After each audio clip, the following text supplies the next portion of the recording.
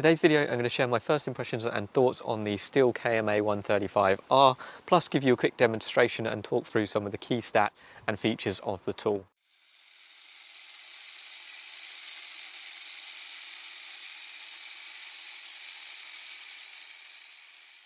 The tool is in Stihl's professional 36-volt AP battery series range, with the batteries slotting in the top of the tool here. It costs about £385 here in the UK at the time of recording. It weighs 3.4 kilos without a battery, and depending on the battery, from about 4.7 kilos to 5.2 kilos. For context, a petrol KM94 is about 4.3 kilos with fuel. So it is a relatively heavy tool. The battery slot is compatible with all of the AP batteries, plus you can use an umbilical cord adapter so that you can run it either from the rucksack or a belt mounted battery, or the full-on backpack battery systems from Stihl. So it gives you a bit of versatility to how you want to use it. Being a professional tool from Stihl, it is also waterproof. The machine is a 3-speed machine as well, like a lot of Stihl tools, and is compatible with all of the Kombi attachments apart from one which I'll flash on screen. So anything you've used on your old petrol machines or any of your battery tools will fit on this. Anything else I will flash on screen for you now. My first impressions of this tool so far have not been positive.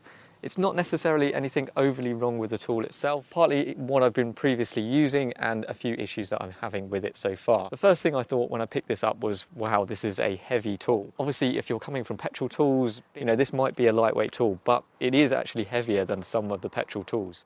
And I've been using HL66s and the KM130R, which are considerably lighter. Part of the problem for me is that I'm struggling with the balance of the tool as well.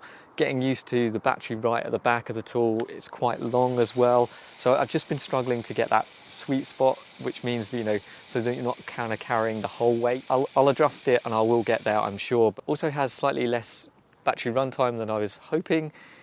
It's not bad by any stretch of the imagination, but it's just, I'm being caught out by it slightly compared to my 130R. It is a more powerful machine, so that maybe accounts for it. I'm also having to run smaller batteries to keep the weight down, which obviously gives you less runtime. But even when I'm using the 300S, it still seems a little bit less than my 130R. The performance of it is absolutely fine.